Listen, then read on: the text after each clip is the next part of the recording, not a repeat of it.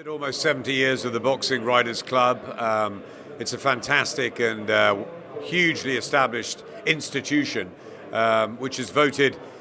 Well, the big award is the Young Boxer of the Year, and I think if you look at the list of fighters that have won this award from the Boxing Writers in London, and we've been at the Savoy for many years now, it's fantastic. You know, I'm sitting next to Caroline Dubois tonight, and I just sort of was showing her that the likes of Nassim Hamed and Joe Calzaghe, Ricky Hatton, all came through and won this amazing award.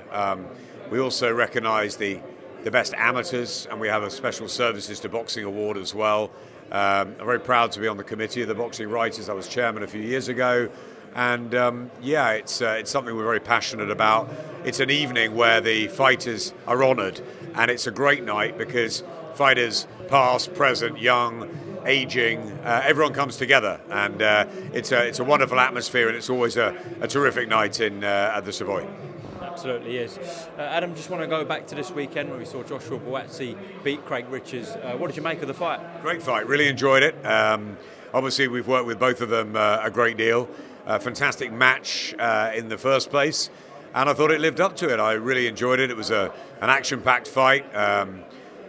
Some people I've spoken to thought Joshua Buatsi won it fairly convincingly. Others thought it was closer. I just thought it was a really good fight and night, and I think that the light heavyweight division is very exciting. We've just signed Ben Whittaker, and I think that he'll be looking at those sort of fights, and obviously what happened with Bivol and Canelo at top level. And we've got Baturbie Evans Smith on Sky in the middle of June, so it's a great division, the 12 Stone 7 Brigade, and it was a cracking fight that Dazn put on. Absolutely was.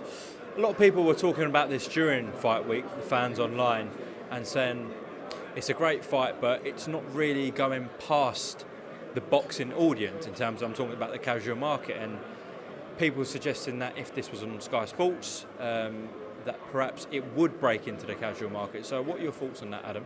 Well, we know we've got the platform, and that's what we've always had. When Eddie went to Dazn, last year, he took his stable and he went for a new venture, an exciting global venture.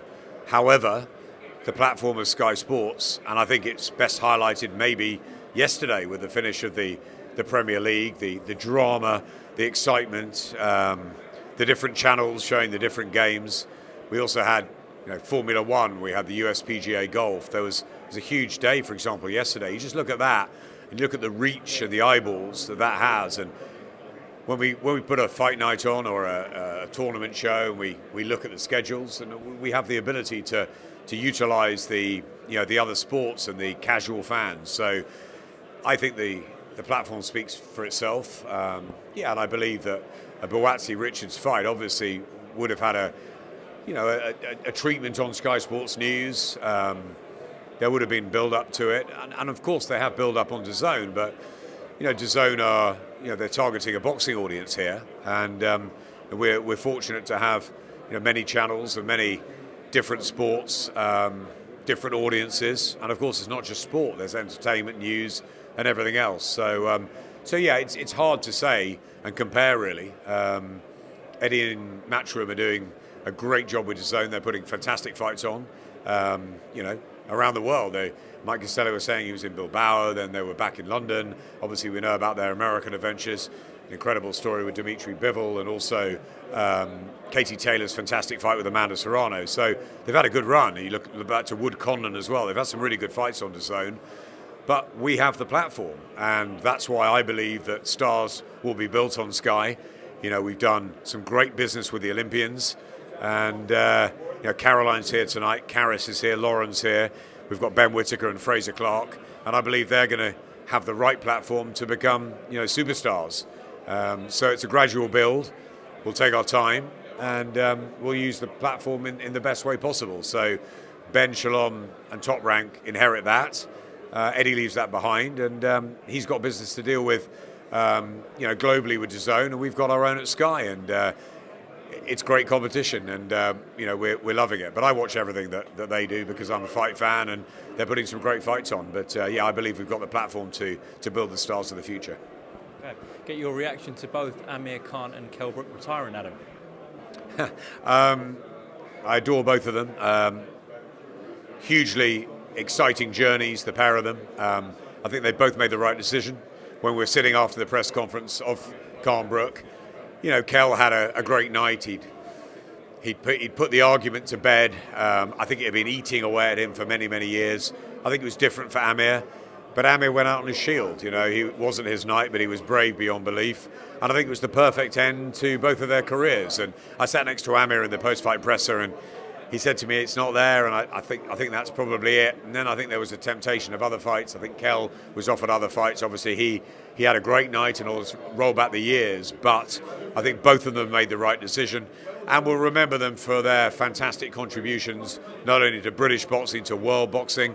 Both gladiators, both accepted so many great challenges over the years. They didn't win them all, but they had their success. I love the fact Kell went over to America to win his world title, and the fact that Amir came back from that horrendous knockout defeat to Bredis Prescott, and 11 months later he was beating Andreas Kotelnik for the world title.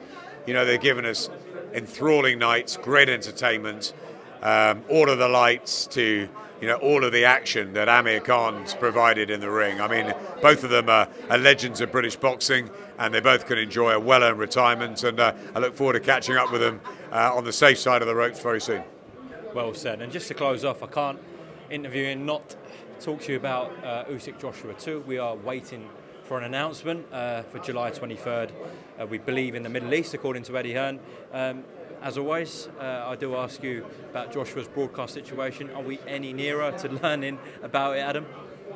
I really hope so. I've been messaging Freddie. We've got a sort of morning message conversation going on. I think when I don't message him in the morning, it's sort of a bit odd. I think we're still in negotiations. I remain incredibly confident that Anthony Joshua will stay on Sky. Yes, we had a contract that ran out after the first Usyk fight, but we've been with him since he turned professional. It's been a wonderful relationship.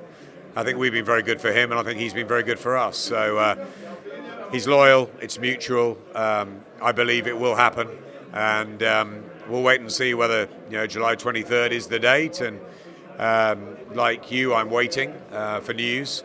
But as I've said, I think every interview since last September, I'm very, very confident and assured that Anthony Joshua will stay with us. Hey, I've been wrong on many things before. I hope I'm not wrong on this.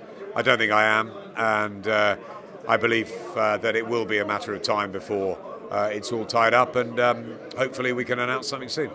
Look forward to that. Adam, thank you very much for talking to IFL TV as always. Enjoy the rest of your night here at the Savoy Hotel for the Boxing Writers Awards, and I'm sure we'll speak to you sometime soon at an Usyk-Joshua press conference. Enjoy the night, Umar. Put the camera down and go and enjoy yourself with the fighters. Welcome, Team Everlast, to the Team Everlast Fitness app.